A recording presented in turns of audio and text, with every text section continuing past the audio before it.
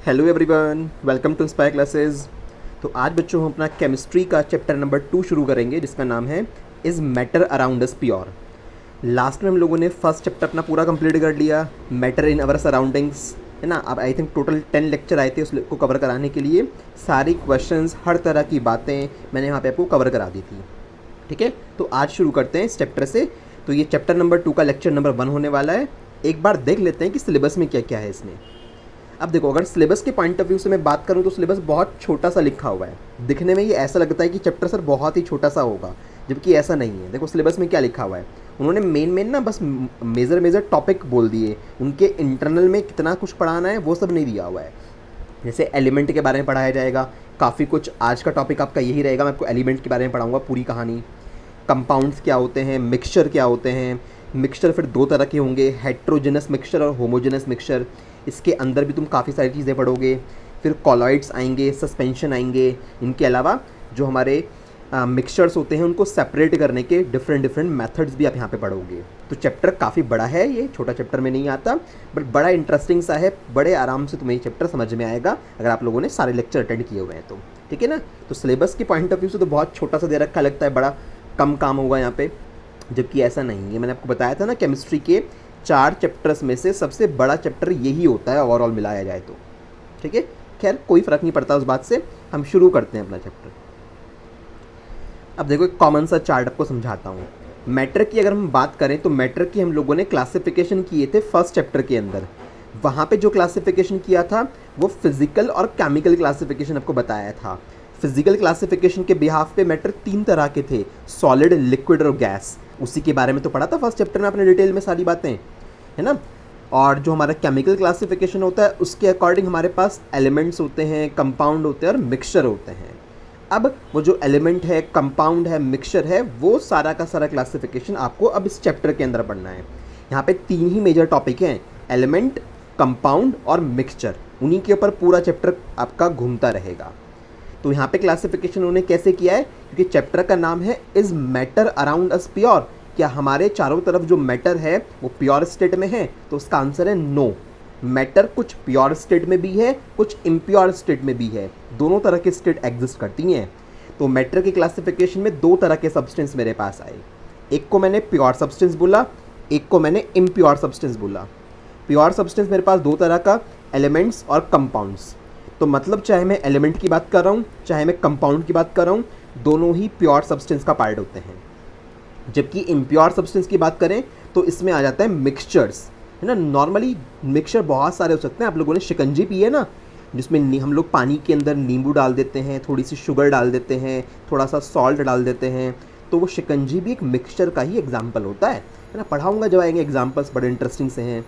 तो मिक्सचर हमारे पास यहाँ पे 2 तरह के हैं, होमोजेनस मिक्सचर और हेट्रोजेनस मिक्सचर। ठीक है, तो इस तरह से हमारा पूरा ओवरऑल ये चार्ट क्लासीफाई होता है जो तुम्हारे सामने दिखाया जा रहा है। आज जो हम स्टार्ट करेंगे या आज जो हम पढ़ेंगे वो हम लोग एलिमेंट्स के बारे में पढ़ेंगे। पहले तो ये जानेंगे कि प्योर सब्सटेंस क्या होता है, और उसके बाद जाके हम लोग एलिमेंट्स को स्टार्ट करेंगे। ठीक है ना। चलिए,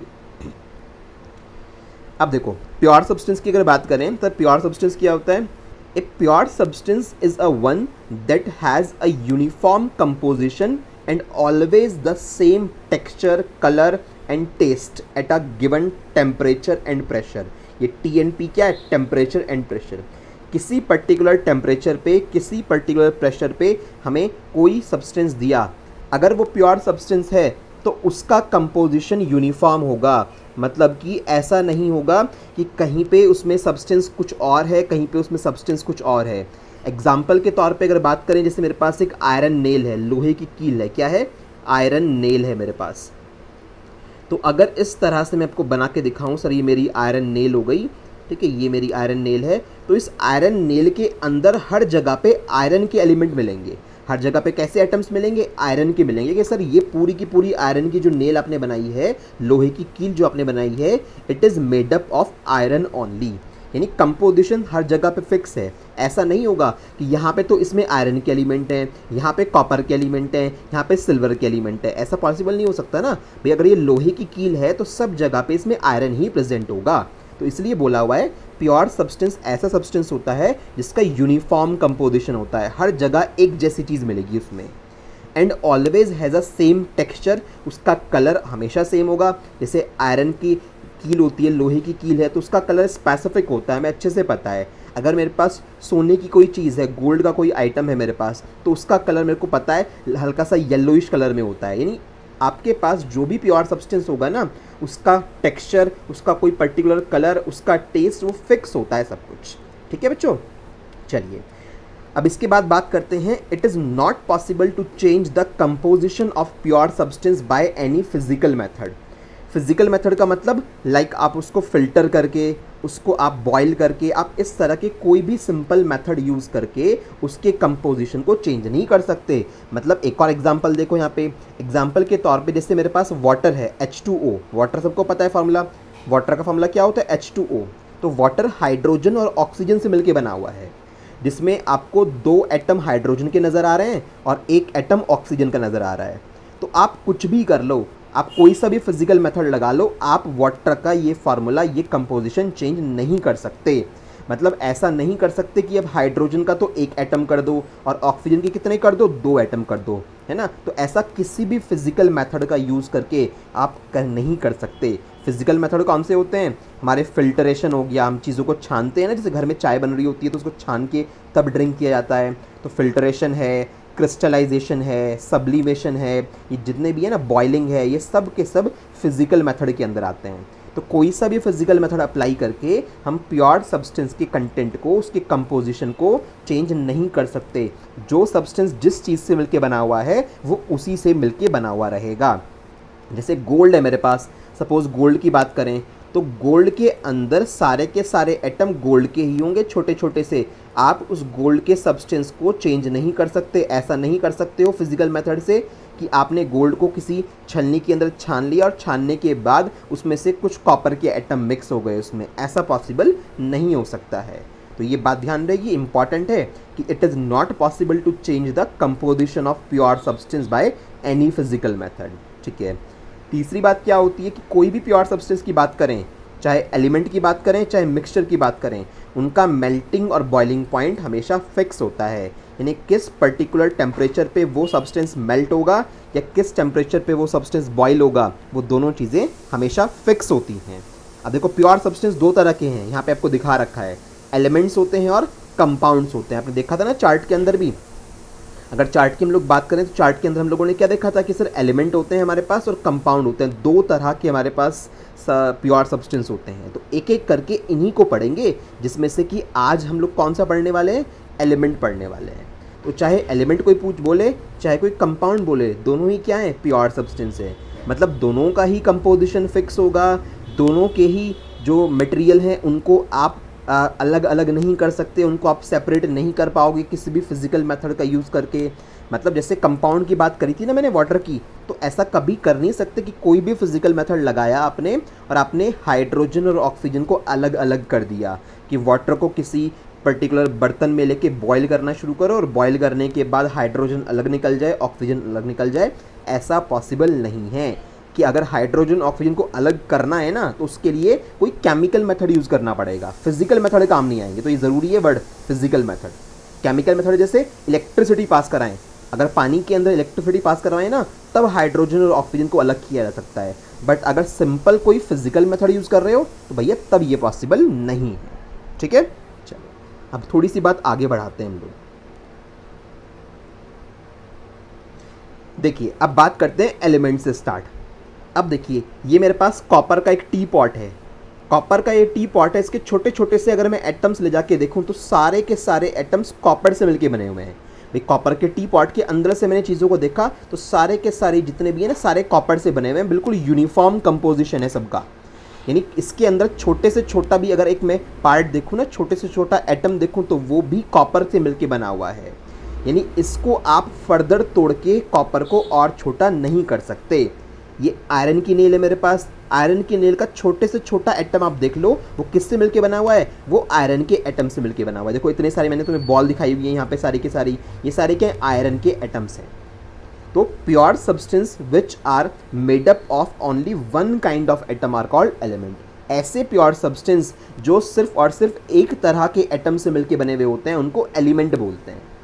जैसे ऑक्सीजन की बात करूं ऑक्सीजन एक एलिमेंट का एग्जाम्पल है, आयरन है, ये आयरन है Fe, ये एलिमेंट का एग्जाम्पल है, कॉपर है, कॉपर का सिंबल होता है Cu, ये सिंबल तुम बनाने सीख जाओगे बाद में, थोड़ा ध्यान रखना।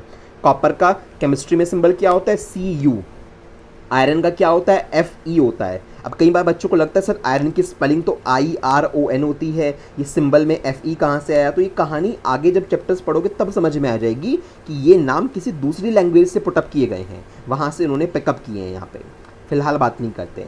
तो अगर कोई बोल रहा है कि आयरन एलिमेंट है तो कैसे जस्टिफाई करेंगे? आयरन की एक नेल लेके आओ, आयरन की कील लेके आओ, उसका छोटे से छोटा टुकड़ा भी अगर किया जाएगा तब भी वो क्या है? आयरन का ही एटम है। कॉपर का टी पॉट है तुम्हारे पास, कॉपर की कोई वायर है, उसके छोटे से छोटे एटम को देखोगे तब भी किससे मिलके बना हुआ है? कॉपर से मिलके बना हुआ है। ऑक्सीजन की अगर बात करें, हाइड्रोजन है, नाइट्रोजन है, कार्बन है, कुछ भी आप उठा लो, आपके पास क्या है? सब कुछ ये सब एलिमेंट का ही पार्ट होता है। जैसे ग्रेफाइट सब लोगों ने देखा होगा, ग्रेफाइट सर कहाँ होता है? पेंसिल से काम सब लोगों ने किया ना, तो पेंसिल के अंदर जो ब्लैक कलर का पार्ट होता है वो ग्रेफाइट होता है। तो उसके छोटे से छोटे टुकड़ा भी कर लो, वो छोटे से छोटा टुकड़ा भी किसका बना हुआ होता है? कार्बन का बना हुआ होता है। Graphite is an allotrope of carbon, बताऊंगा कार्बन का एक फॉर्मेट होता है ग्रेफाइट, तो वहाँ पे ये कार्बन से मिलके बना हुआ होता है।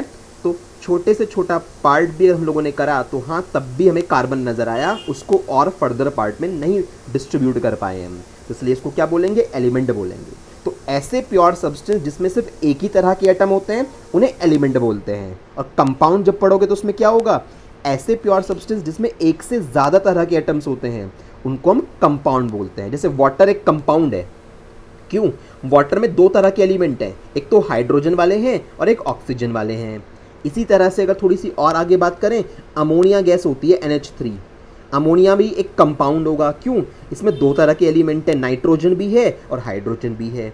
बट अगर कोई बात कर रहा है कि आयरन की, तो आयरन तो एक एलिमेंट हुआ ना, क्योंकि आयरन के अंदर तो सिर्फ Fe होगा और कुछ थोड़ी ना हो सकता है, सिर्फ यही वाले एटम्स प्रेजेंट होंगे। किसी ने कहा मेरे को, सपोज करो एल्यूमिनियम, किसी ने बोला कि सर एल्यूमिनियम क्या है? तो एल्यूमिनियम के बर्तन हम लोगों ने देखे हुए हैं, तो एल्यूमिनियम के अंदर भी सारे एल्यूमिनियम के ही तो एटम प्रेजेंट होंगे, सारे एक जैसे हैं, शक्ल है, सबकी शक्ल कैसी है? एक जैसी है। तो उसका मतलब एल्यूमिनियम भी एक एलिमेंट का एग्जाम्पल होता है। टोटल ओवरऑल अगर बात कराऊंगा अभी आगे, 118 एलिमेंट हम आज तक पता कर चुके हैं। हमारे पास जो नॉन एलिमेंट्स हैं ना, वो 118 एलिमेंट्स है जो हमें पता है, जिसमें से कुछ नाम मैंने लिखे हुए हैं, आप लिखोगे डेफिनेशन तो भाई ये रही, एग्जाम्पल में सारे नाम लिखोगे, copper, iron, oxygen, hydrogen, nitrogen, carbon, ये सब आ जाएंगे हमारे पास। और एग्जाम्पल को जस्टिफाई करूँ डिटेल में तो उसको देख लीजिए, मैंने एक एग्जाम्पल थोड़ा सा और जस्टिफाई करके लिया हुआ है आयरन का, कि आयरन को एलिमेंट बोल रहे हैं, कि iron is an element because we can break it into small pieces but even these small pieces are of iron। भाई इस लोहे की कील के छोटे छोटे टुकड़े कर सकते हो ना, आपने किसी कटर से, किसी शार्प कटर से इसको कट करके इसके छोटे छोटे टुकड़े कर दिए, वो छोटे से छोटा टुकड़ा भी तो अभी भी किसका बना हुआ होगा? आयरन का बना हुआ होगा ना। देखो इतने सारे तुम्हें एटम दिखा रखे हैं, सब में एक जैसी शक्ल नज़र आ रही है तुमको, सबका साइज़ है ना, सबके अंदर जो मैंने नाम लिखे हुए हैं सारे एक जैसे हैं, Fe, क्योंकि आयरन का सिंबल तुम्हें पता है ना, Fe होता है। तो सब के सब एक जैसे एटम से मिलके बने हुए हैं, दैट्स वाई आयरन एक एलिमेंट होता है। ये तो मैंने यही लिखा हुआ है, so iron is an element. तो प्योर सब्सटेंस समझ में आया? प्योर सब्सटेंस जिसका कंपोजिशन यूनिफॉर्म होता है, यानी उसमें जो चीज़ें मिलके, जो भी चीज़ें उसके अंदर रखी हुई हैं वो सारी एक जैसी होंगी। उसमें अगर बात करें कि हम एलिमेंट की, तो ऐसे प्योर सब्सटेंस जो एक तरह के एटम से मिलके बने हुए होंगे उनको बोलेंगे हम लोग एलिमेंट, और जो एक से ज़्यादा तरह के एटम से मिलके बने हुए होंगे उनको बोलेंगे हम लोग कंपाउंड। कंपाउंड की बात आएगी धीरे धीरे, वैसे मैंने तुम्हें एक एग्जांपल वाटर का दे दिया था ऑलरेडी। तो अभी इतनी बात समझ में आ रही है एलिमेंट के बारे में कि sir what is element? Those pure substances which are made up of only one kind of atom, सिर्फ एक ही तरह के एटम होने चाहिए उसमें, तो उसको आप एलिमेंट बोलोगे। ये बहुत बेटर एग्जाम्पल है पूरी चीज़ को जस्टिफाई करने के लिए जो आपको स्लाइड पर नज़र आ रहा है। ठीक है बच्चों, थोड़ी सी कहानी को और आगे बढ़ाते हैं। अब आ जाते हैं कैरेक्टरिस्टिक्स पे एलिमेंट की, कि एलिमेंट के क्या क्या फीचर्स होते हैं। कैरेक्टरिस्टिक्स का मतलब क्या होता है? जो मेन इंपॉर्टेंट फीचर्स होते हैं, क्या क्या खास बात है एलिमेंट के अंदर। सबसे फर्स्ट पॉइंट तो ये लिखा हुआ है, दे कैन नॉट बी सब divided into simpler parts by any chemical means. आप कोई भी केमिकल मेथड लगा लीजिए, आप एलिमेंट के और छोटे टुकड़े नहीं कर पाएंगे। भाई जैसे हमारे पास आयरन नेल थी, आयरन नेल को तोड़ तोड़ के उसके पार्ट्स कर दिए, तो छोटे से छोटा पार्ट भी तो एक आयरन का एटम ही मिला ना। अब इस आयरन के एटम को तो तुम तोड़ नहीं सकते ना, क्योंकि एटम से छोटी और कोई चीज़ नहीं होती है जनरली। तो यानी अब इस आयरन के और छोटे पीसेस नहीं कर सकते। तो यही लिखा हुआ है कि हम एलिमेंट को सब डिवाइड नहीं कर सकते किसी भी केमिकल मेथड को यूज़ करके। ठीक है, अच्छा, इंडिविजुअली और in combination elements form everything in the world. दुनिया में सब कुछ एलिमेंट से मिलके बना हुआ है। भाई ऐसा हो सकता है कि जैसे हमारे पास हाइड्रोजन है, हाइड्रोजन क्या है सर, एक एलिमेंट है। ऑक्सीजन क्या है सर, एक एलिमेंट है। तो ये अगर कंबाइन हो जाते हैं, तो जैसे इन्होंने बना लिया H2O, तो अब इन्होंने कंपाउंड बना लिया। तो हमारे दुनिया में पानी है, हाँ, तो पानी को भी अगर हम तोड़ के देखें इंडिविजुअली, उसके अंदर भी क्या है, दो एलिमेंट हैं, एक हाइड्रोजन है और एक ऑक्सीजन है। और थोड़ी सी बात अगर मैं आपको कराऊं, एक और चीज़ देख लीजिए, ग्लूकोज तो सब लोगों ने सुना हुआ है ना, आपकी बॉडी के अंदर भी होता है ग्लूकोज। इसका फॉर्मूला मैं यहाँ पर लिखता हूँ ग्लूकोज का। देखो ये है हमारा glucose, this is what, glucose क्या है, कंपाउंड है। कैसे पता लगा सर, एक से ज़्यादा तरह के एटम से मिलके बना हुआ है, 3 तरह के एटम है इसमें, कार्बन, हाइड्रोजन, ऑक्सीजन। तो ये एक कंपाउंड का एग्जांपल है, वो तो ठीक है बात। इंडिविजुअली देखो तो 3 तरह के एलिमेंट है ना, ग्लूकोज के अंदर एक तो कार्बन प्रेजेंट है, ग्लूकोज के अंदर एक हाइड्रोजन प्रेजेंट है, ग्लूकोज के अंदर एक ऑक्सीजन प्रेजेंट है। तो यानी दुनिया में कुछ भी उठा लो, वो सब कुछ किससे मिलके बना हुआ है, everything in the world is made up of element only. यानी अगर स्मॉल पार्ट पे लेके जाएं उस चीज़ को तोड़ तोड़ के, तो अल्टीमेटली सब कुछ एलिमेंट से मिलके ही बना हुआ है हमारी दुनिया में। टोटल कितने एलिमेंट हम लोगों को पता है अभी तक, 118 एलिमेंट अभी तक हम लोगों को पता है, जिनको हम लोगों ने एक पूरा चार्ट, एक टेबल बना के रखा हुआ है, एक पर्टिकुलर अरेंजमेंट में रखा हुआ है, ताकि उनको स्टडी करना आसान हो जाए। तो उस टेबल को हम लोग बोलते हैं पेरियोडिक टेबल। 10th क्लास में जब आप आओगे ना, तो 10th क्लास की केमिस्ट्री में आपका चैप्टर नंबर 5 जब आएगा लास्ट में, वहाँ पे आपको पेरियोडिक टेबल के बारे में बताया जाता है, इसको कैसे बनाया गया था, इसकी पूरी हिस्ट्री क्या रही है। ठीक है, तो टोटल 118 एलिमेंट हम लोगों को पता है। तो सर क्या सारे नाम याद रखने पड़ेंगे, तो आंसर है नहीं। थोड़े बहुत जो तुम्हें पीछे दिखाए थे ना, उन नामों को याद रख लो, कोई ज़रूरत ही नहीं है। जैसे कि अगर बात करूँ, थोड़ा सा पीछे ले जाऊँ स्लाइड्स को, तो हमारे पास कुछ एलिमेंट ये वाले आए थे, जस्ट अ मिनट, ये देखो ये सारे एलिमेंट आ रहे हैं ना, कॉपर है, आयरन है, ऑक्सीजन, हाइड्रोजन, नाइट्रोजन, कार्बन, इतने याद रख लो, बहुत है। और कुछ नए आएंगे तो आपको आगे पता लगते रहेंगे, उसमें कोई दिक्कत वाली बात ही नहीं है। ठीक है, तो टोटल 118 एलिमेंट हम लोगों को पता है, जिनको हम लोगों ने एक टेबल, एक चार्ट में इंसर्ट करके प्रॉपरली अरेंज करके रखा हुआ है। उस टेबल को हम लोग क्या बोलते हैं, पेरियोडिक टेबल बोलते हैं केमिस्ट्री के अंदर। तो क्या एलिमेंट के फीचर्स आपको समझ में आए? कि पहली बात तो ये हुई कि एलिमेंट को आप सब डिवाइड नहीं कर सकते, एलिमेंट के फर्दर सब पार्ट नहीं हो सकते। दूसरी बात क्या है, दुनिया में कुछ भी हो, डायरेक्टली और इनडायरेक्टली, वो सब कुछ एलिमेंट से मिलकर बना हुआ है। और कितने एलिमेंट पता है हमें अभी तक, 118 एलिमेंट हमें पता है, जिनको एक प्रॉपर अरेंजमेंट में चार्ट बना के लिखा हुआ है, जिसको हम बोलते हैं पेरियोडिक टेबल। कब पढ़ाई जाएगी ये, 10th क्लास में केमिस्ट्री के लास्ट चैप्टर में ये आती है। ठीक है बच्चों, चलिए अब बात करते हैं कैरेक्टरिस्टिक्स के बाद क्लासिफिकेशन एलिमेंट के। मैंने आपको बोला था ना, मैं आज आपको इस लेक्चर में एलिमेंट की पूरी कहानी समझा दूंगा। एलिमेंट के ऊपर बेस्ड आप हर तरह का क्वेश्चन क्रैक कर पाओगे। तो एलिमेंट के क्लासिफिकेशन की बात करें कि एलिमेंट के हम लोग किस किस तरह से क्लासीफाई कर सकते हैं, तो 2 तरह की क्लासिफिकेशन फेमस है एलिमेंट में। ये सब आपकी एनसीईआरटी में कहीं ना कहीं दे रखा है, ध्यान रखिएगा, मैं बहुत बारीकी से सारे पॉइंट्स कवर कर रहा हूँ। तो सर 2 तरह की क्लासिफिकेशन हमारे पास हैं, कौन कौन से हैं? एक तो फर्स्ट क्लासिफिकेशन मैंने बोला, उसकी फिजिकल स्टेट के according, on the basis of physical states all elements can be classified into 3 groups, solid, liquid और गैसेस। ये तो हम लोगों ने पिछली क्लास में भी, मतलब पिछले चैप्टर के अंदर भी पढ़ा था। ठीक है, तो एलिमेंट के अगर हम लोग उनकी फिजिकल स्टेट को ध्यान रखते हुए क्लासिफाई करें एलिमेंट को, तो 3 तरह के एलिमेंट होते हैं, सॉलिड एलिमेंट्स होते हैं, लिक्विड स्टेट में एलिमेंट होते हैं और गैस स्टेट में एलिमेंट होते हैं। अब इंपॉर्टेंट क्या है, इंपॉर्टेंट ये है कि हमें नाम याद रखने हैं।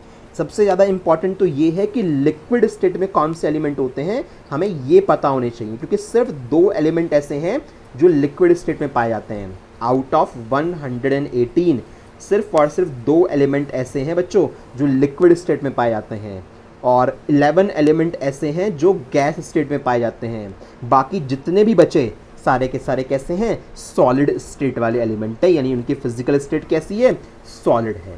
तो इसलिए ज़रूरी है हमें लिक्विड स्टेट में जो एलिमेंट पाए जाते हैं 2 ही हैं, क्योंकि ऑब्वियस सी बात है नाम याद हो सकते हैं, और गैस स्टेट में जो 11 एलिमेंट्स पाए जाते हैं उनके भी नाम हम याद रख सकते हैं। बाकी बच्चे कुछ की हमें रिक्वायरमेंट है ही नहीं, क्योंकि भाई सॉलिड स्टेट में तो बहुत सारे बचेंगे ना, किस किस को याद करोगे, तो 2-4 नाम बताओगे, दैट्स इट। तो अभी तक मेरी बात क्लियर हो गई। हम लोग क्या पढ़ने वाले हैं, एलिमेंट्स का क्लासिफिकेशन पढ़ रहे हैं, जहाँ पहला क्लासिफिकेशन फिजिकल स्टेट के बिहाफ पे किया है, जहाँ पे 3 तरह के एलिमेंट बताए हैं, सॉलिड, लिक्विड और गैसेस। एक एक करके इन तीनों के एग्जांपल्स देख लेते हैं हम लोग।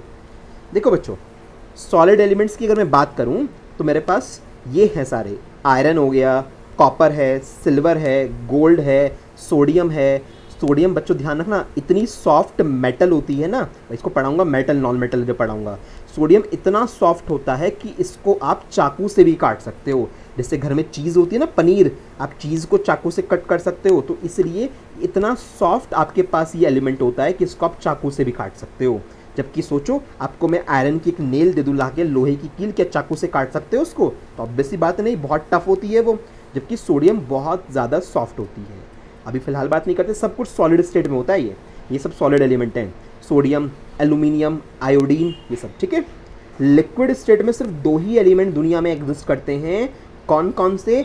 एक तो हमारा मरकरी, ये क्या है, ये है मरकरी। मरकरी का सिंबल क्या होता है केमिस्ट्री में? Hg, ठीक है। और दूसरा क्या है? ब्रोमीन। ब्रोमीन का सिंबल क्या होता है? Br। कुछ सिंबॉलिक वर्ड्स बनाए गए हैं ताकि इनके नाम याद रखे जा सकें, बार बार पूरा नाम न लिखना पड़े। तो इसलिए धीरे धीरे जैसे तुम केमिस्ट्री पढ़ते जाओगे तो 3rd चैप्टर पढ़ लेने के बाद तुम्हें सारे सिंबल समझ में आ जाएंगे। तो मरकरी ऐसा होता है, बिल्कुल इसी तरह का होता है मरकरी। मरकरी आपने थर्मोमीटर के अंदर भी देखा होगा।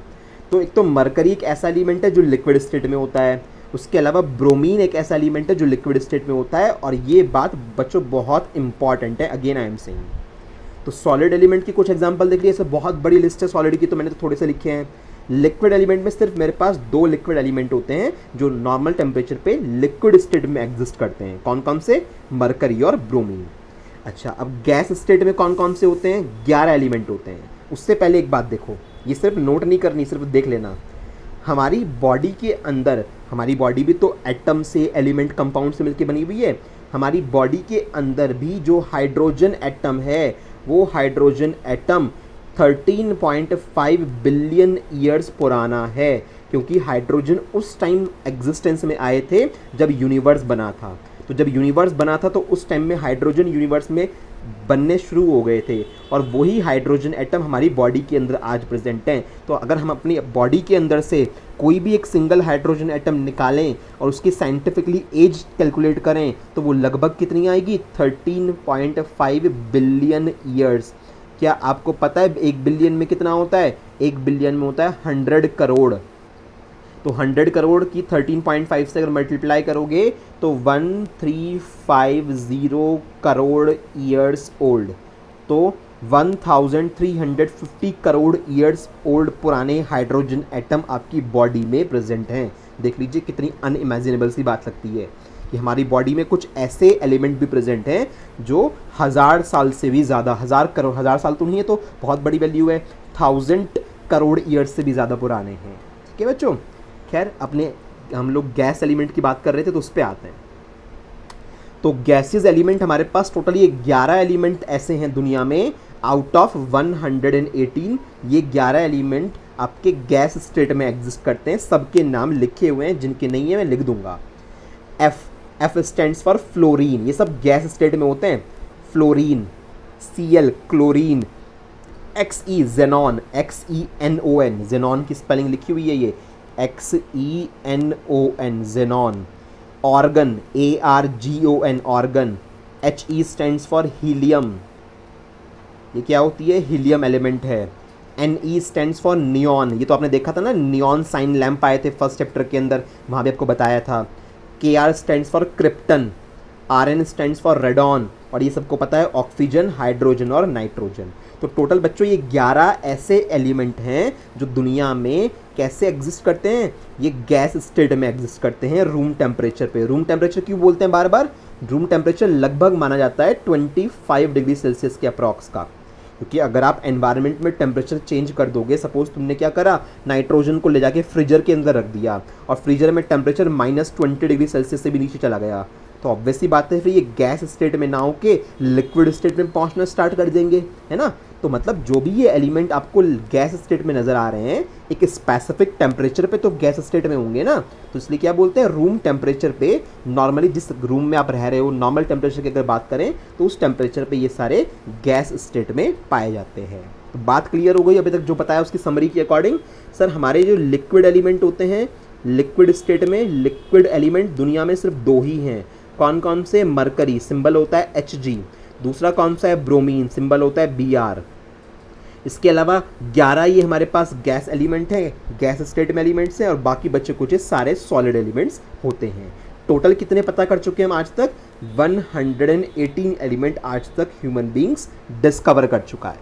इतनी बात आपको क्लियर हो गई। तो अभी तक आप लोगों ने एलिमेंट का फर्स्ट क्लासिफिकेशन देखा, उसकी फिजिकल स्टेट के अकॉर्डिंग आप सॉलिड में, लिक्विड में और गैस में एलिमेंट्स को क्लासिफाई कर सकते हो। बहुत सारे नाम तुम्हें एलिमेंट के मैंने दिखा दिए बच्चों ऑलरेडी। इतनी बात क्लियर हो गई। अब इसके बाद हम चलते हैं नेक्स्ट पार्ट पे, दूसरा क्लासिफिकेशन। तो सेकंड क्लासिफिकेशन की अगर बात करें तो हम लोग अब उसकी प्रॉपर्टी के अकॉर्डिंग क्लासिफाई करेंगे कि अलग अलग तरह की प्रॉपर्टी शो करते हैं सारे एलिमेंट। तो based on the variation in their properties, element 3 तरह के, मेटल, नॉन मेटल और मेटलॉइड्स। ये बड़े इंपॉर्टेंट है बच्चों, यहाँ से क्वेश्चन ज़रूर बनता है।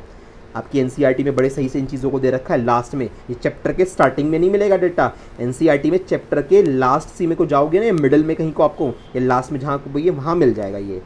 तो मेटल है, नॉन मेटल है और मेटलॉइड्स है, 3 तरह के एलिमेंट होते हैं। अगर एलिमेंट को हम उनकी फिजिकल, प्रॉपर्टीज़ के अकॉर्डिंग क्लासीफाई करें, उनकी केमिकल प्रॉपर्टीज़ के अकॉर्डिंग क्लासीफाई करें, तो फिजिकली कैसे दिखते हैं, फिजिकल स्टेट के अकॉर्डिंग 3 तरह के एलिमेंट, सॉलिड, लिक्विड और गैस, और उनकी जो प्रॉपर्टीज़ में वेरिएशन दिखाई देता है उनके अकॉर्डिंग 3 तरह के एलिमेंट, मेटल, नॉन मेटल और मेटलॉइड्स। एक एक करके देखते हैं तीनों को क्या होते हैं। बात करते हैं मेटल्स की, तो ABC करके मैं पढ़ाऊंगा इन तीनों को। तो मेटल्स क्या होते हैं, देखो बड़ी इंपॉर्टेंट सी चीज़ है। मेटल्स की प्रॉपर्टी ये है कि मेटल्स जो हैं वो मेलिएबल होते हैं। Sir what is the meaning of malleability? Malleable का मतलब क्या होता है, किसी भी सब्सटेंस को अगर हम लोग स्ट्राइक करके उनकी पतली पतली शीट्स बना सकें तो उसको हम लोग बोलते हैं मेलिएबल। मतलब हमारे पास कोई एलिमेंट है, अगर आप उस एलिमेंट की पतली पतली शीट बना पा रहे हो, बहुत बारीक बारीक सी, है ना, तो वो मेलिएबल होगा। आपने जैसे चांदी का वर्क देखा होगा, सिल्वर आपने देखा होगा ना, बहुत सारी मिठाइयों पे लगा हुआ होता है चांदी का वर्क। तो चांदी का वर्क कितनी पतली सी लेयर होती है, सिल्वर की बनी हुई होती है ना वो, तो उसका मतलब सिल्वर के अंदर मेलिएबिलिटी का फीचर है, यानी we can convert them into thin sheets without breaking. हम उनको बहुत पतली शीट्स में कन्वर्ट कर सकते हैं बिना ब्रेक किए। तो अगर कोई एलिमेंट थिन शीट्स में कन्वर्ट हो पा रहा है आसानी से, तो बोलते हैं वो मेलिएबल होता है। और जितनी भी मेटल्स होती हैं ना हमारे पास, वो बहुत अच्छा फीचर दिखाती है मेलिएबिलिटी का। तो we can say all metals are malleable in nature. सबसे ज़्यादा मेलिएबिलिटी किसकी होती है बच्चों? सबसे ज़्यादा मेलिएबिलिटी सिल्वर और गोल्ड की ही होती है। ये 2 ऐसे मेटल्स हैं मेरे पास जो जिनकी हम लोग थिन शीट्स बड़ी आसानी से बना सकते हैं। इसके अलावा सर और कुछ बताइए। टिन, आपने टिन की शीट्स देखी होंगी ना, घर में अलमीरा होती है वो टिन की बनी हुई होती है, लोहे की नहीं होती है। घर में जो अलमारी होगी आपके यहाँ, अगर वो लकड़ी की नहीं है, वो टिन की अलमीरा होती है। तो टिन भी क्या है, टिन भी एक एलिमेंट है हमारे पास। और अगर हम टिन की पतली पतली शीट्स बना पा रहे हैं तो टिन किस में कैटेगराइज किया जाएगा? टिन एक मेटल में आएगा। तो ऑब्वियस सी बात है कि टिन एक मेटल होता है, यानी इसमें मेलिएबिलिटी की प्रॉपर्टी होती है, यानी इसकी थिन शीट्स बनाई जा सकती हैं। ठीक है ना, इतनी बात है वो क्लियर हो गई। इसके बाद बात करें दूसरी इंपॉर्टेंट प्रॉपर्टी क्या होती है, डक्टाइल। मेटल्स जो होते हैं वो डक्टाइल होते हैं, बहुत इंपॉर्टेंट वर्ड है बच्चों। तो डक्टिलिटी तो प्रॉपर्टी हो गई, ठीक है। डक्टाइल होने का मतलब क्या है कि आप उनको खींच के उनके बहुत पतले वायर्स बना सकते हो, ठीक है। We can convert them into thin wires without breaking. बिना उनको तोड़े उनको बहुत बारीक वायर्स में कन्वर्ट किया जा सकता है। तो मेटल्स में ये स्पेशल फीचर होता है कि मेटल के बहुत बारीक वायर बनाए जा सकते हैं। जैसे घर में सारी की सारी वायरिंग कॉपर की होती है, तो कॉपर के बहुत बारीक बारीक से वायर बनते हैं। इसके अलावा अगर मैं तुम्हें बात बताऊं, एक सबसे ज़्यादा ये डक्टिलिटी किस में होती है, गोल्ड में होती है। Gold is most ductile, gold is most ductile in nature. आप 1 ग्राम गोल्ड का 2 किलोमीटर लंबा वायर बना सकते हो। यानी गोल्ड में ये पॉसिबिलिटी है कि 1 ग्राम गोल्ड का 2 किलोमीटर, याद रखना मीटर की बात नहीं कर रहा हूँ, किलोमीटर, 2 किलोमीटर लंबा वायर भी बन सकता है। वो इतना बारीक होगा कि आपको नॉर्मल आइज से वो दिखाई भी नहीं देगा, उसके लिए आपको लेंसेज यूज़ करने पड़ेंगे। तो फिर भी गोल्ड में ये प्रॉपर्टी होती है, इसलिए तो गोल्ड में बहुत सारी ज्वेलरी बनाई जाती है, बड़े बारीक बारीक से चीज़ें, बहुत पतले पतले से, अपने बहुत सारी ज्वेलरी में वायर देखे होंगे गोल्ड के। तो गोल्ड में डक्टिलिटी बहुत अच्छी होती है, ठीक है। तो डक्टाइल और मेलिएबिलिटी की, मेटल्स जो होती हैं वो डक्टाइल होती है, मेटल्स जो होती है वो मेलिएबल होती हैं। तो ये दो सबसे स्पेशल फीचर्स हैं मेटल के। मेलिएबल होने का मतलब, सर मेलिएबल होने का मतलब होता है इनको थिन शीट्स में ईजिली कन्वर्ट कर सकते हैं विदाउट ब्रेकिंग। डक्टाइल होने का मतलब कि सर इनके थिन वायर्स, बहुत बारीक वायर्स बना पाना पॉसिबल है, ठीक है। 2 प्रॉपर्टी समझ में आ गई मेटल्स की। Okay, next one, they are very good conductor of heat and electricity. ये बड़े अच्छे कंडक्टर होते हैं हीट और इलेक्ट्रिसिटी के। यानी मेटल्स में आसानी से हीट भी पास आउट हो जाएगी, आसानी से इलेक्ट्रिसिटी भी पास आउट हो जाएगी। तभी तो कॉपर के वायर होते हैं घर में, इलेक्ट्रिसिटी पास आउट हो जाती है ना कॉपर के वायर में। अच्छा मुझे बताओ सबसे अच्छा कंडक्टर कौन होता है इलेक्ट्रिसिटी का सारे मेटल्स में से? बेस्ट कंडक्टर ऑफ इलेक्ट्रिसिटी, भाई जैसे डक्टिलिटी में आपको बताया ना, ये पॉइंट अपने नोट में कहीं पे ऊपर मार्जिन लाइन पे लिख लिया करो ताकि तुम्हें याद रहे। गोल्ड मोस्ट डक्टाइल है, इतना डक्टाइल है कि 1 ग्राम गोल्ड का 2 किलोमीटर लंबा वायर बन सकता है। इसी तरह से best conductor of electricity and heat दोनों के लिए बता रहा हूँ, तो वो है सिल्वर। सिल्वर जो है चांदी, silver is the best conductor of heat and electricity. तो सिल्वर बेस्ट कंडक्टर होता है, सिल्वर से ज़्यादा अच्छी कंडक्टिविटी किसी भी मेटल की नहीं होती। तो सर सिल्वर के वायर लगवा लो घर के अंदर, तो भाई साहब खर्चा भी तो बहुत बैठेगा, आपको कॉस्ट भी तो देखनी है कि घर में ट्रांसमिशन लाइन में आपने सारी वायर कॉपर की हटवा के चांदी के वायर लगवा दोगे ना, तो वो बहुत महंगे पड़ जाएंगे। इसलिए सिल्वर को यूज़ ना करके हम लोग जो इकोनॉमिकल वे है हमारे पास कॉपर, उसको यूज़ करते हैं। कॉपर भी अच्छा कंडक्टर है बट सिल्वर जितना अच्छा कंडक्टर नहीं है। कॉपर में बहुत सारे लॉसेस भी होते हैं, बहुत सारी एनर्जी हीट के फॉर्मेट में वहाँ पे वेस्ट हो जाती है। बट क्या करें, हम लोगों को कॉस्ट फैक्टर भी तो देखना है, कॉपर से तो बहुत ज़्यादा महंगी होती है चांदी, ठीक है। खैर, तो सिल्वर बेस्ट कंडक्टर होता है, डन। हमें समझ में आया कि मेटल बड़े अच्छे कंडक्टर होते हैं हीट के भी और इलेक्ट्रिसिटी के भी। इसके अलावा कुछ मेटल्स की जो सरफेस होती है वो बहुत शाइनी होती है, लाइक गोल्ड और सिल्वर सबने देखे हुए हैं। चांदी और सोना जो होता है वो काफ़ी शाइनी मेटल्स होते हैं ना, चमकदार से होते हैं। तो ये इनकी कॉमन सी प्रॉपर्टी होती है, ठीक है। थोड़ा सा और आगे बढ़ते हैं, ये सब प्रॉपर्टीज़ है मेटल की, बच्चों ध्यान रखिएगा। Metals have generally high melting and boiling points. देखो मेटल बहुत टफ होते हैं, बहुत हार्ड होते हैं जनरली, इसलिए उनके मेल्टिंग पॉइंट और बॉइलिंग पॉइंट भी काफ़ी ज़्यादा होते हैं। बट एक्सेप्शन तो हर जगह एग्जिस्ट करते हैं भाई, हर जगह कोई ना कोई एक्सेप्शन होता है भाई। जैसे क्लास में भी होता है भाई, क्लास में बहुत सारे बच्चे पढ़ने वाले हैं, कुछ 2-4 ऐसे ज़रूर होंगे जो पढ़ेंगे नहीं। आपको हर जगह पे मिलेगा कि कुछ ना कुछ बच्चे ऐसे होंगे जो बिल्कुल भी पढ़ाई पे ध्यान नहीं देते हैं। तो एक्सेप्शन ऑलवेज एग्जिस्ट। तो इसी तरह से यहाँ पर भी है कि ठीक है, मेटल के मेल्टिंग बॉइलिंग पॉइंट बहुत हाई होते हैं, बट 2 मेटल ऐसी हैं जो बहुत सॉफ्ट होने की वजह से उनके मेल्टिंग बॉइलिंग पॉइंट बहुत कम होते हैं। कौन कौन से 2 मेटल हैं? सोडियम और पोटेशियम। आपको बताया था ना, ये सोडियम ऐसी मेटल है कि इतनी सॉफ्ट होती है, चाकू से भी काट सकते हो आप इसको। तो इसलिए इनके मेल्टिंग बॉइलिंग पॉइंट बहुत कम होते हैं बाकी मेटल्स के कंपैरिजन में। तो जनरली जितनी भी मेटल्स की बात करेंगे सर, सारी मेटल के मेल्टिंग बॉइलिंग पॉइंट बहुत ज़्यादा हैं। बट किसके मेल्टिंग बॉइलिंग पॉइंट कम है? सोडियम और पोटेशियम 2 ऐसी मेटल्स हैं which have low melting point and boiling point. ये इन्हीं पे क्वेश्चन बनते हैं, ये जो एक्सेप्शन आ रहे हैं ना हर जगह पे, इन्हीं से आपके क्वेश्चन बनेंगे। इसके अलावा एक अच्छी property, metals are sonorous. Now what is the meaning of sonority? Sonorous का मतलब जब आप मेटल्स पे स्ट्राइक करोगे तो काफ़ी तेज आवाज़ आती है। तो सोनोरस होने का मतलब ये होता है कि when we strike them they produce a sound. भाई जैसे स्कूल के अंदर बेल होती है, घंटी बजती है ना स्कूल में छुट्टी हो जाने पे, तो मेटल की तो बेल होती है, उसी पे तो टन टन करके वो बजाते हैं ताकि पूरे स्कूल में उसकी आवाज़ आ जाती है। तो वो ऑब्वियसली बात है कि आयरन का बना हुआ होता है, वो जिसकी चीज़ के ऊपर स्ट्राइक करते हैं। तो जो आपके पास मेटल्स होती हैं जनरली सारी वो सोनोरस होती हैं, कोई ज़्यादा सोनोरस होती है, कोई कम होती है। अब जैसे आयरन है या टिन है, घर की अलमीरा पे स्ट्राइक करके देखना किसी चीज़ से, काफ़ी तेज़ आवाज़ आएगी, है ना। आराम से करना, उसको तोड़ मत देना। तो घर की अलमीरा पे स्ट्राइक करके देखिएगा तो उस पर आपको काफ़ी ज़्यादा आवाज़ आएगी। तो इसका मतलब वो जो टिन की बनी हुई अलमीरा है वो सोनोरस है, यानी कि मेटल्स में साउंड प्रोड्यूस करने की कैपेबिलिटी होती है। ठीक है, बहुत सारे एग्जांपल्स मैंने आपके लिए लिखे हुए हैं मेटल्स के। कौन कौन सी मेटल्स हैं हमारे पास, बहुत होती हैं वैसे तो।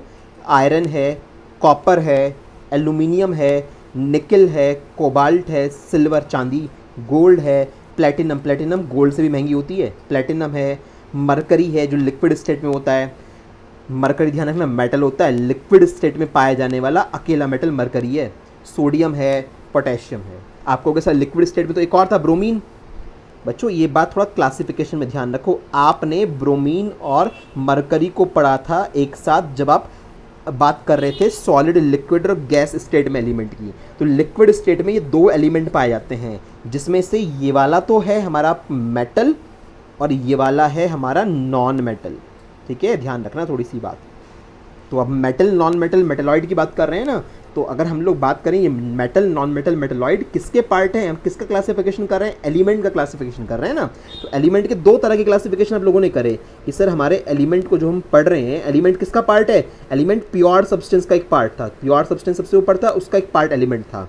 एलिमेंट का फर्स्ट क्लासिफिकेशन जब आपको कराया गया तो फर्स्ट क्लासिफिकेशन में आपने कहा हमारे पास सर सॉलिड एलिमेंट्स होते हैं, लिक्विड एलिमेंट्स होते हैं और इसके अलावा हमारे पास गैसियस एलिमेंट्स होते हैं। मैं बहुत क्लैरिटी कराने की कोशिश कर रहा हूँ हर चीज़ में। इसके बाद सेकंड क्लासिफिकेशन जो आप लोगों ने देखा, सेकंड क्लासिफिकेशन के अकॉर्डिंग हमारे पास तीन तरह के एलिमेंट्स होते हैं, फिर से मेटल्स होती हैं, नॉन मेटल्स होती हैं और इसके अलावा हमारे पास मेटलॉइड्स होते हैं। अब इसमें से मैंने आपको मेटल तो पढ़ा दी, ये सारी प्रॉपर्टी मेटल की आई थी।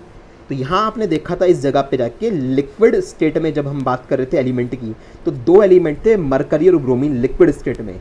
बट जब बात करेंगे मेटल नॉन मेटल में जाके, तो मेटल कोई पूछे लिक्विड स्टेट में तो है मरकरी, ब्रोमीन मत लिख देना। नॉन मेटल कोई पूछे लिक्विड स्टेट में तो है ब्रोमीन। तो ये मेटल है और ये नॉन मेटल है। तो सारी प्रॉपर्टीज़ जो पढ़ाई हैं होप कि आप अच्छे से नोट डाउन करके उनको ध्यान से याद रखोगे।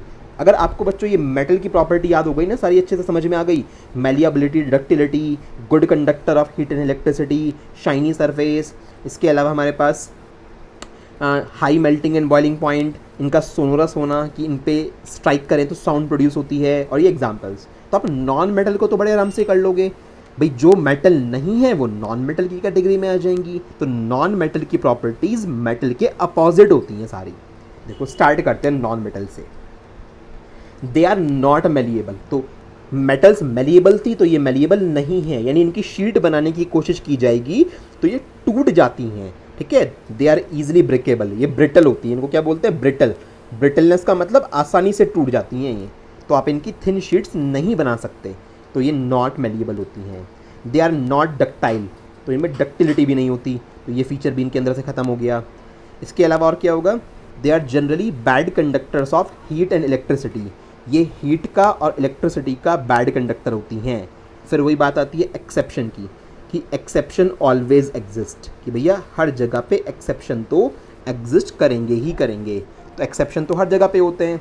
तो यहाँ पे हम लोगों ने देख लिया कि जैसे मेटल था, मेटल हीट और इलेक्ट्रिसिटी का बड़ा अच्छा कंडक्टर होता है, बट जब नॉन मेटल की बात करेंगे तो नॉन मेटल हीट और इलेक्ट्रिसिटी के बैड कंडक्टर होते हैं। यानी generally majority of non metals ऐसी हैं जिनमें से ना तो हीट पास आउट हो पाती, ना ही इलेक्ट्रिसिटी पास आउट हो पाती है, बट अगेन एक्सेप्शन तो हर जगह है। तो हमारे पास दो ऐसे नॉन मेटल्स हैं जिनके अंदर से हीट और इलेक्ट्रिसिटी पास आउट हो पाती है। एक बात करें डायमंड की, डायमंड सब लोगों ने मतलब सुना तो है, देखा शायद सबने नहीं होगा, बट सुना तो सबने, हाँ डायमंड की ज्वेलरी बनती है। इसके अलावा है ग्रेफाइट, ग्रेफाइट भी पेंसिल के अंदर होता है, आपको सबको पता है। तो ये ग्रेफाइट एक नॉन मेटल है, डायमंड एक नॉन मेटल है। Graphite is a good conductor of electricity, ये इलेक्ट्रिसिटी को बहुत आसानी से कंडक्ट कर पाता है। और diamond is a good conductor of heat, diamond के अंदर आसानी से हीट फ्लो हो जाती है। डायमंड इलेक्ट्रिसिटी कंडक्ट नहीं कर पाएगा, दोनों एक एक चीज़ कंडक्ट कर रहे हैं, ध्यान रखिएगा। डायमंड में आसानी से हीट कंडक्ट हो जाती है, जबकि ग्रेफाइट में आसानी से इलेक्ट्रिसिटी कंडक्ट हो जाती है। एक बात और, ये डायमंड है या ग्रेफाइट है, ये दोनों ही कार्बन के एलोट्रॉप होते हैं। एक वर्ड दिखेगा तुम्हें बाद में, एलोट्रॉप। क्या वर्ड दिखेगा, एलोट्रॉप, कि what is the meaning of allotrope. तो एलोट्रॉप वो सब्सटेंस होते हैं जिनकी केमिकल प्रॉपर्टी तो सेम होती है बट फिजिकल प्रॉपर्टी डिफरेंट होती है। यानी केमिकली तो सब सेम है, जैसे ये भी हमारा कार्बन का मिलके बना हुआ है, डायमंड के अंदर भी कार्बन होता है, ग्रेफाइट के अंदर भी कार्बन होता है, ये दोनों सिर्फ कार्बन से मिलके बने होते हैं, कार्बन के अलावा इसमें कुछ नहीं होता। तो केमिकली तो दोनों सेम है बट इनकी फिजिकल अपीयरेंस, फिजिकल प्रॉपर्टी अलग है ना। ये दिखने में ब्लैकिश से कलर का होता है अजीब सा, और ये बहुत ज़्यादा शाइनी होता है, ये बहुत महंगा होता है। तो फिजिकल प्रॉपर्टीज़ डिफरेंट हैं, केमिकल प्रॉपर्टीज़ सेम है, ऐसी चीज़ को बोलते हैं एलोट्रॉप। तो कार्बन के वैसे तो 3 एलोट्रॉप होते हैं, मैं तीसरे की बात नहीं कर रहा, वो 10th क्लास में पढ़ोगे। फिलहाल ध्यान रखिएगा, कार्बन के 2 मेन एलोट्रॉप हैं, एक तो डायमंड और एक ग्रेफाइट। ये दोनों ही कार्बन के ही बने हुए होते हैं, जिसमें से ग्रेफाइट इलेक्ट्रिसिटी का सबसे अच्छा कंडक्टर होता है और डायमंड हीट को कंडक्ट कर पाता है, दोनों एक्सेप्शन में आते हैं। बात समझ में आ गई अच्छे से? एलोट्रॉप वाला क्वेश्चन में आएगा, दिखाऊंगा बाद में। ठीक है, आगे चलते हैं। अब नॉन मेटल की जो सरफेस होती है वो नॉन शाइनी होती है, कुछ चीज़ों को छोड़ के। फिर से एक्सेप्शन आ गए, क्या? डायमंड और आयोडीन को छोड़ के। बच्चों डायमंड बहुत ज़्यादा शाइनी होता है, सबको पता है। इसके अलावा आयोडीन भी बहुत शाइनी होता है। आयोडीन कहाँ डलता है? आपके घर में जो नमक आता है, कॉमन सॉल्ट जिसे आप घर में खाते हो, कॉमन सॉल्ट जिसको हम बोलते हैं सोडियम क्लोराइड NaCl, पढ़ोगे इस चीज़ को बाद में। तो घर में जो नमक खाया जाता है ना, वो होता है सोडियम क्लोराइड NaCl। उस नमक के अंदर आयोडीन मिक्स होके आता है, तभी तो बोलते हैं आयोडाइज्ड सॉल्ट यूज़ करना चाहिए। तो आयोडीन नाम का जो एलिमेंट है, ये एलिमेंट को अगर आप अलग से देखोगे ना, अभी तो नमक के अंदर मिक्स है, वैसे तो दिखाई नहीं देगा, बट अगर आप मैन्युफैक्चरिंग प्लांट में जाके आयोडीन को देखोगे तो ये आपको अंधेरे में भी काफ़ी चमकता हुआ नजर आएगा, काफ़ी शाइनी होता है आयोडीन भी। इंपॉर्टेंट है, दोनों के दोनों बच्चों याद रखिएगा। 2 ऐसे नॉन मेटल जो बहुत ज़्यादा शाइनी होते हैं, वो है डायमंड और आयोडीन। ठीक है, चलो और प्रॉपर्टीज पे बात कर। सारी प्रॉपर्टीज अपोजिट आ रही हैं पहले वाले की। अब जैसे मेटल के मेल्टिंग बॉइलिंग पॉइंट हाई थे, यहाँ पे कैसे हैं? Low melting point and boiling point होते हैं। तो यहाँ पे जनरली जितनी भी नॉन मेटल्स हैं उनके मेल्टिंग बॉइलिंग पॉइंट कम होते हैं। किसको छोड़ के? ग्रेफाइट और डायमंड को छोड़ के, क्योंकि ये काफ़ी हार्ड सब्सटेंस हैं, इसलिए इनके मेल्टिंग बॉइलिंग पॉइंट ज़्यादा हैं, बाकी जनरली सबके कम होते हैं। इसके अलावा नॉन मेटल्स जो होती हैं वो नॉट सोनोरस, उनमें सोनोरिटी की प्रॉपर्टी कोई खास नहीं होती, यानी उनमें से कोई खास आवाज़ नहीं आती जब उनको स्ट्राइक करोगे। यानी स्ट्राइक करोगे अगर नॉन मेटल पे तो कोई खास आवाज़ उनके अंदर से नहीं आती है। लाइक आप ग्रेफाइट पे स्ट्राइक करो, आप डायमंड पे स्ट्राइक करो, तो बहुत तेज़ आवाज़ नहीं आएगी उस चीज़ से जितनी मेटल में आती है। तो इसलिए नॉन मेटल्स में सोनोरिटी की प्रॉपर्टी नहीं होती, they are not sonorous. Example sir कौन से होते हैं नॉन मेटल में? कार्बन आपने भी पढ़ा, कार्बन के 2 फर्दर पार्ट थे, कौन कौन से? 2 एलोट्रॉप बताएं, डायमंड और ग्रेफाइट, तो कार्बन के ही एलोट्रॉप होते हैं। हाइड्रोजन है, ऑक्सीजन है, नाइट्रोजन है, सल्फर है, क्लोरीन है, ब्रोमीन है। इसके अलावा एक और लिख लेना, यहाँ पे नाम लिखे हुए नहीं है, आयोडीन है। इसके अलावा फॉस्फोरस है ना, ये इंपॉर्टेंट से हैं सारे, फॉस्फोरस एक्सेट्रा, तब लगा देना।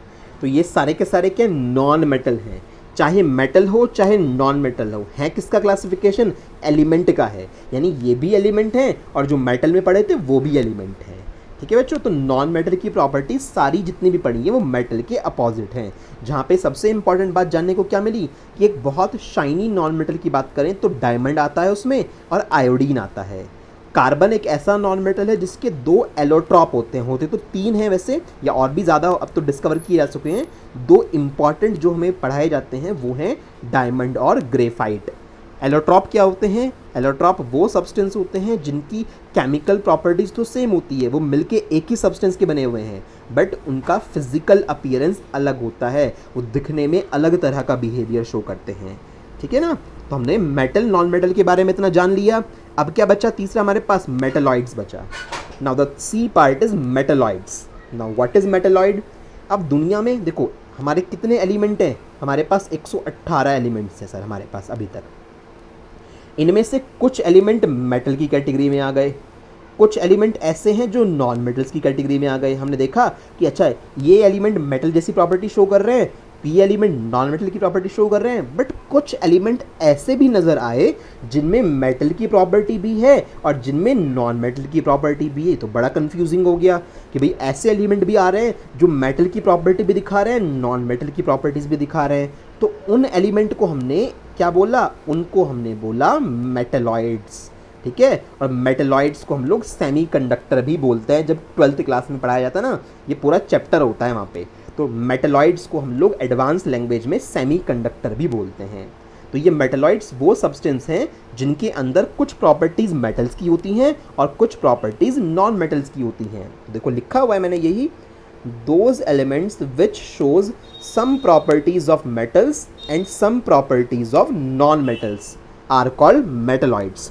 तो कुछ प्रॉपर्टीज़ मेटल की शो करते हैं, कुछ प्रॉपर्टीज़ नॉन मेटल की शो करते हैं ये, तो इसलिए इनको मेटलॉइड्स बोलते हैं। एग्जाम्पल बहुत इंपॉर्टेंट है कि बहुत सारे नहीं होते मेटलॉइड्स, गिनती के होते हैं। मैंने यहाँ पे 4 नाम लिखे हुए हैं। एक तो बोरॉन, बोरॉन एक मेटलॉइड है, सिंबल होता है कैपिटल बी। इसके अलावा सिलिकन, सिलिकन का सिंबल होता है एस कैपिटल में, आई स्मॉल में, एस आई। जर्मेनियम, जर्मेनियम होता है जी ई, ठीक है, सॉरी मैं इसको ठीक से बना देता हूँ, जी ई जर्मेनियम। सिंबल याद हो अच्छी बात है, नहीं हो तो बाद में क्लियर हो जाएंगी, कोई ऐसी दिक्कत वाली बात नहीं है। फिर एक होता है arsenic, arsenic stand for A S, ठीक है। चाहे तो आर्सेनिक को मत लिखना, मैं अवॉइड करूँगा कि भाई आर्सेनिक को आप चाहे मत लिखो, क्योंकि ये आपको काफ़ी कम मिलेगा, इसको मत लिखना, तो बच्चों को फिर बाद में डाउट होता है, ज़्यादा नाम याद नहीं होते। 3 बहुत हैं आपके लिए, बोरॉन याद रख लेना, सिलिकन याद रख लेना और जर्मेनियम याद रख लेना।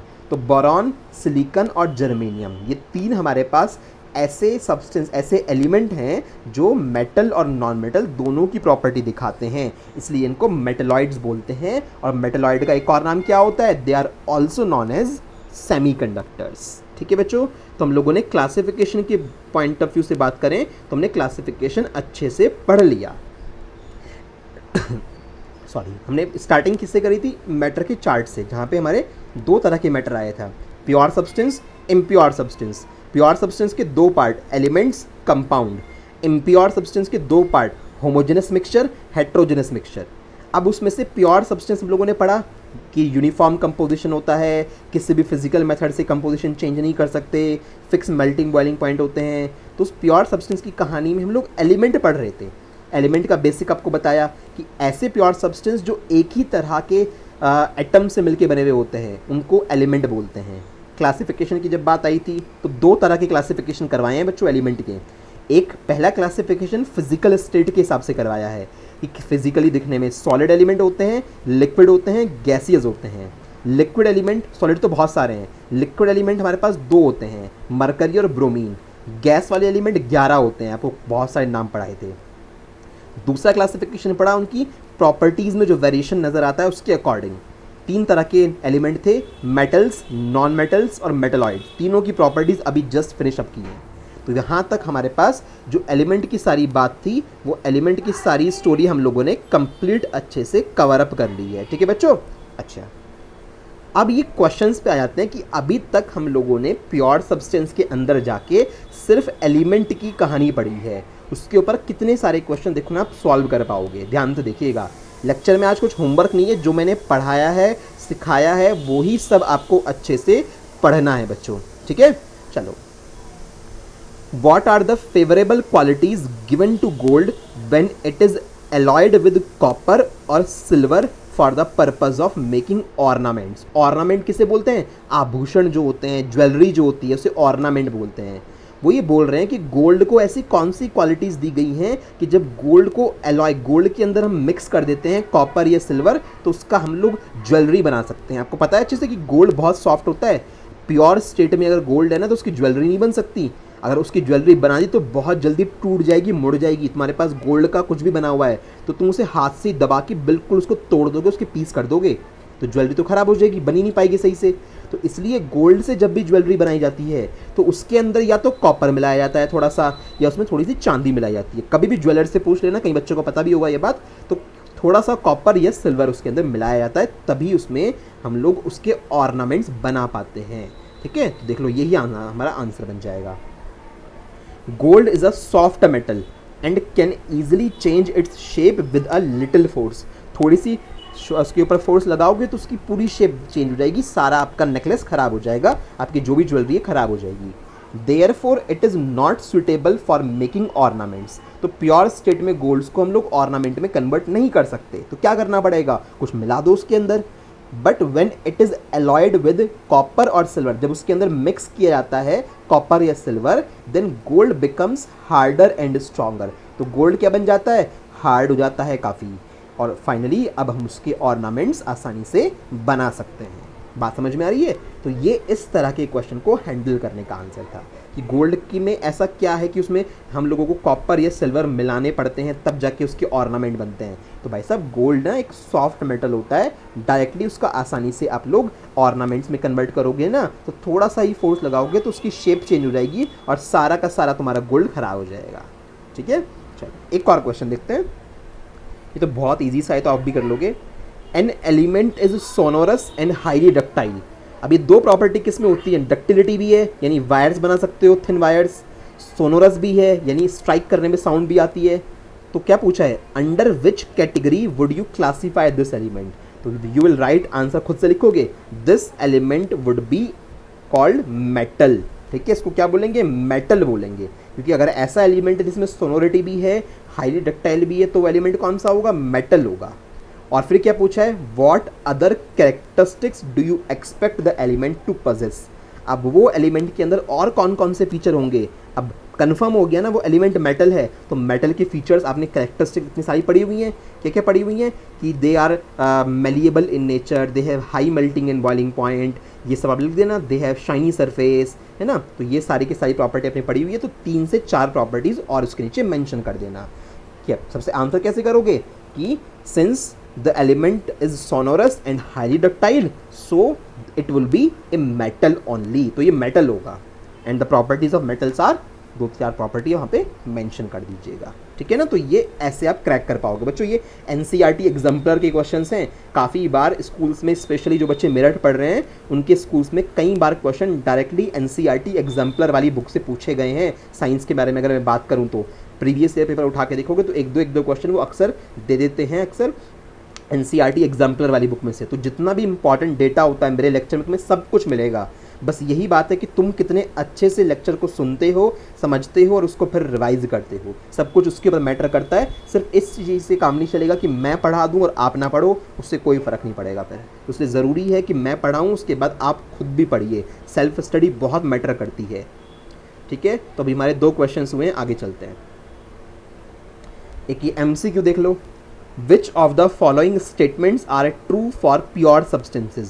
प्योर सब्सटेंस की अगर बारे में बात करें, ध्यान रखना प्योर सब्सटेंस की बात कर रहे हैं, इन्होंने ये नहीं बोला एलिमेंट या कंपाउंड, क्योंकि प्योर सब्सटेंस के अंदर तो एलिमेंट भी आते हैं और प्योर सब्सटेंस के अंदर तो कंपाउंड भी आते हैं, मिक्सचर नहीं आते प्योर सब्सटेंस में, वो इम्प्योर में आते हैं। ठीक है, तो दोनों की बात कर रहे हैं इसका मतलब। तो 4 में से ट्रू सब्सटेंस छांटने कौन कौन से हैं।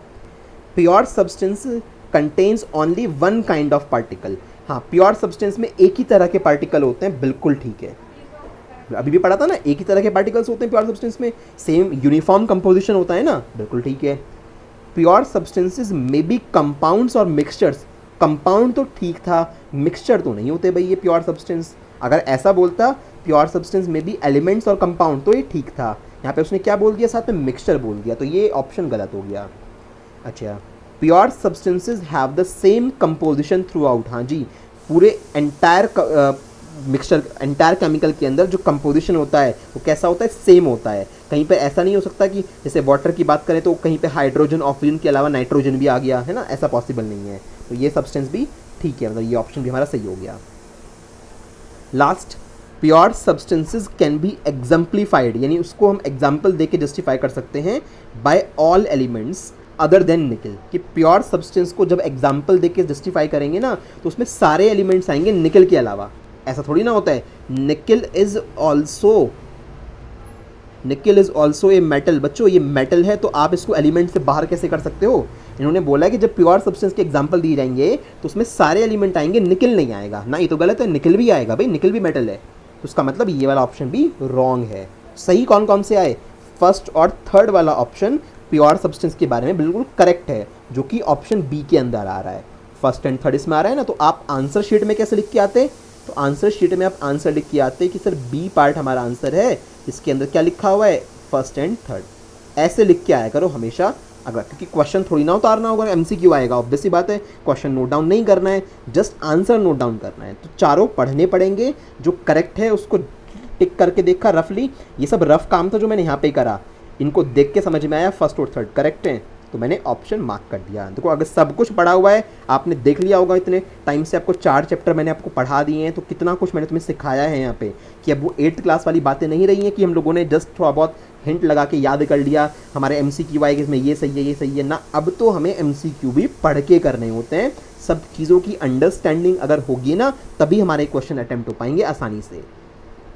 ठीक है, इसलिए ध्यान दीजिए आपको जो बातें पढ़ाई जाती हैं। अब देखो एक पूरा क्वेश्चन है, इसमें एक एक वर्ड के आंसर है, पूरा नॉन मेटल के ऊपर बेस्ड है, बड़ा इंटरेस्टिंग सा है क्वेश्चन है पूरा का पूरा। जो बुक तुम्हें दी है NCERT और फिंगर टिप्स, कुछ क्वेश्चन तो तुम्हें उसी के अंदर मिल जाएंगे, सर्च आउट कर लेना, वो तुम्हें नोट डाउन करने की जरूरत नहीं पड़ेगी, और PDF तो तुम्हें मिल ही जाती है। Non metals are usually poor conductors of heat and electricity, हाँ ऐसा ही होता है नॉन मेटल के साथ। दे आर नॉन लस्चरस, उनमें चमक नहीं होती, बिल्कुल ठीक बात है। नॉन सोनोरस, आवाज़ नहीं आती है कोई खास, ठीक है स्ट्राइक करने पे। Non malleable and are coloured, ये सब बातें पता है, प्रॉपर्टी जस्टिफाई की है। आपसे क्या पूछना चाह रहे हैं, ये पूछना चाह रहे हैं नेम अ लस्चरस नॉन मेटल, एक ऐसी नॉन मेटल को बताओ जिसमें लस्चर होती है यानी चमक होती है, जिसमें शाइन होती है। तो दो दो हैं हमारे पास, तो डायमंड भी और आयोडीन भी है, तो जो चाहे वो लिख देना। मैं फिलहाल क्या लिख रहा हूँ, आयोडीन लिख रहा हूँ, तो आप जस्टिफाई कर दीजिएगा इसको पूरा प्रॉपर्ली लिख के कि iodine is a lustrous non metal, चमक है इस मेटल के अंदर, इसमें शाइन होती है। Name a non metal which exist as a liquid at room temperature, ऐसी नॉन मेटल जो लिक्विड स्टेट में एग्जिस्ट करती है रूम टेम्परेचर पे। नॉन मेटल की बात कर रहे हैं, मरकरी मत बोल देना गलती से भी, तो क्या आएगा, ब्रोमीन आएगा। तो ब्रोमीन एक ऐसी नॉन मेटल है जो लिक्विड स्टेट में एग्जिस्ट करती है। इसके अलावा और देखते हैं, द एलोट्रॉपिक आ गया ना, एलोट्रॉप। अब जिसको एलोट्रॉप पढ़ाया हुआ है बच्चे को, उसको समझ में आ जाएगा कि सर ने बताया था कि एलोट्रॉप का मतलब ये होता है कि ऐसे सब्सटेंस जिनकी केमिकल प्रॉपर्टी तो सेम होती है, यानी केमिकली वो एक ही चीज़ के बने हुए होते हैं, बट फिजिकल अपीयरेंस उनका अलग अलग होता है, दिखने में वो अलग अलग तरह का अपीयरेंस शो करते हैं, उनको एलोट्रॉप बोलते हैं। एलोट्रॉप किसके बताए थे, कार्बन के एलोट्रॉप बताए थे। दो कौन कौन से होते, बहुत सारे हैं, दो बताए थे मैंने बस। एक तो डायमंड बताया था कार्बन का एक एलोट्रॉप, और दूसरा एलोट्रॉप क्या बताया था, ग्रेफाइट बताया था मैंने, दोनों ही कार्बन के बने हुए होते हैं। अभी इसने क्वेश्चन में क्या पूछा है, the allotropic form of a non metal is a good conductor of electricity, name the allotrope. Non metal की बात कर रहे हैं, वही कह रहे हैं कि एक ऐसा एलोट्रॉप है जो इलेक्ट्रिसिटी का बड़ा अच्छा कंडक्टर है। कौन सा हुआ करता था, ग्रेफाइट या डायमंड में से बताइए मेरे को। तो सर ऑब्वियसली बात यहाँ पे कौन सा था, graphite was the answer. Graphite is a good conductor of electricity, आपको बताया था। ठीक है, और देखो, name a non metal which is known to form the largest number of compounds, ये शायद आपके लिए थोड़ा सा नया हो सकता है। एक ऐसे नॉन मेटल का नाम लिखना है जो सबसे ज़्यादा कंपाउंड बनाता है, दुनिया में सबसे ज़्यादा कंपाउंड, मिलियंस में कंपाउंड है बच्चों, मिलियंस में, 1 मिलियन में 10 लाख होते हैं, मिलियंस के में कंपाउंड बने हुए हैं उस पर्टिकुलर नॉन मेटल से। तो वो नॉन मेटल है कार्बन। कार्बन एक ऐसा नॉन मेटल है जिससे हम मिलियंस में कंपाउंड बना पाए हैं। इसी वजह से 11th या 12th क्लास में बच्चों को पढ़ाई जाती है ऑर्गेनिक केमिस्ट्री, है ना। घर में बड़े भाई बहन होंगे तो उनसे पूछना कि ऑर्गेनिक केमिस्ट्री के नाम से भी एक सब्जेक्ट होता है क्या। उस ऑर्गेनिक केमिस्ट्री के अंदर सब कुछ कार्बन से रिलेटेड चलता है। Organic chemistry is entirely based on carbon only. तो कार्बन के मिलियंस ऑफ कंपाउंड हम लोग आज तक डिस्कवर कर चुके हैं, तो इसलिए लार्जेस्ट नंबर ऑफ कंपाउंड बनाने वाला नॉन मेटल कौन सा है, कार्बन है। ठीक है, name a non metal other than carbon, carbon के अलावा एक दूसरा नॉन मेटल बताना है which shows allotropy. Allotrope carbon के तो होते हैं, हम लोगों को अच्छे से पता है, 2 हमने देखे, डायमंड, ग्रेफाइट। एक और ऐसा नॉन मेटल बताओ जिसके एलोट्रॉप होते हैं बट वो कार्बन नहीं है, कुछ और होना चाहिए, वो ये पूछ रहे हैं। तो कार्बन के अलावा कौन और दूसरा होता है जिसके एलोट्रॉप होते हैं, तो ये ध्यान रखना बच्चों, वो होता है फॉस्फोरस। फॉस्फोरस एक ऐसा नॉन मेटल है जो कार्बन की तरह ही एलोट्रॉप शो करता है। जैसे कार्बन के एलोट्रॉप डायमंड और ग्रेफाइट होते हैं या और भी बहुत सारे होते हैं, ऐसे ही फॉस्फोरस के एलोट्रॉप होते हैं रेड फॉस्फोरस और वाइट फॉस्फोरस। 2 तरह के फॉस्फोरस होते हैं जनरली अगर बात करूँ बड़े लेवल पे। एक तो रेड फॉस्फोरस होता है, पी लिखा मैंने शॉर्ट में, और एक होता है वाइट फॉस्फोरस। जो ये रेड फॉस्फोरस होता है ना, ये आपकी जो माचिस की तीली होती है, मैच बॉक्स में माचिस की एक तीली के ऊपर जो मसाला सा लगा हुआ होता है रेडिश कलर का, रेडिश ब्राउन कलर का, तो वो रेड फॉस्फोरस का ही बना हुआ होता है, तभी तो बड़ी जल्दी बर्न हो जाता है वो। ठीक है, तो थोड़ी सी बात तुम्हें बताई है। तो फॉस्फोरस एक ऐसा नॉन मेटल है जो एलोट्रॉपी शो करता है कार्बन के अलावा। ठीक है, name a non metal which is required for combustion. ये तो बहुत आसान है, किसी भी चीज़ को जलाना है, कंबस्शन का मतलब क्या होता है, बर्न करना है किसी भी चीज़ को, तो उसके लिए कौन सा नॉन मेटल रिक्वायर्ड है, उसके बिना बर्निंग नहीं हो सकती, कभी भी नहीं हो सकती, तो वो है oxygen. Oxygen is a non metal which is required for the combustion. कुछ भी जलाना है ऑक्सीजन चाहिए, ऑक्सीजन नहीं होगी तो आप कुछ भी चीज़ बर्न नहीं कर पाओगे दुनिया में। मेरी बात समझ में आ गई? आज के लेक्चर में बहुत कुछ जानने को मिला होगा और बच्चों सिर्फ एलिमेंट पढ़ाया है यार, कहने को बात करें सिर्फ एलिमेंट के बारे में पढ़ाया, और इतना कुछ मैंने तुम्हें दिखा दिया, सिखा दिया कि आपको बहुत सारी चीज़ें समझ में आई होंगी। कहीं पे डाउट होगा तो आप मुझसे क्लैरिफाई उस चीज़ को कर सकते हो। अब हम नेक्स्ट लेक्चर में मिलेंगे जहाँ पे हम लोग अपना कंपाउंड स्टार्ट करेंगे। तो अच्छे से एक बार जस्टिफाई कर लेना, उसको ध्यान से पढ़ लेना जो भी चीज़ें आपको पढ़ाई गई हैं। ठीक है बच्चों।